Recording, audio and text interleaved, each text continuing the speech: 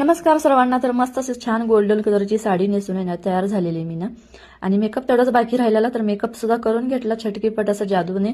मग नंतर असं कॅमेऱ्यासमोर येऊन जरा पोज वगैरे दिले, छान असे तयार झालेली.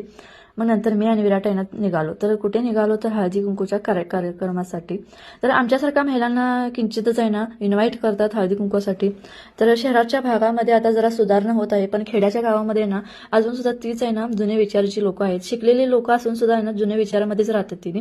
मी स्वतः आहे ना खेडेगावामध्ये राहून आहे ना हे सुद्धा अनुभवले सुद्धा. माझ्यासोबत ही घटना घडल्यावर माझ्या नातेवाईक पाहुणे या सगळ्यांनी मला आहे ना जाणीव करून दिली की तू विधवा आहेस आणि कुंकू लावायला सुद्धा हक्क नाही आणि आम्ही लावू शकत नाही. राहिला कुंकू लावण्याचा प्रश्न, तर इथं आहे ना आपलं कुंकू लावण्यापेक्षा आहे ना कोणीतरी आपल्याला येऊन हळदी कुंकूचा मान देतं ना, हे लईच महत्वाचं असते. छान असं हे मैत्रिणींसाठी तिने हळदी कुंकूचा कार्यक्रम ठेवलेला, तर खूप छान वाटलं मला सुद्धा आणि मैत्रिणींना. तर आम्ही पहिल्या चौघी झालतो, नंतर मग सगळ्या मैत्रिणी आल्या.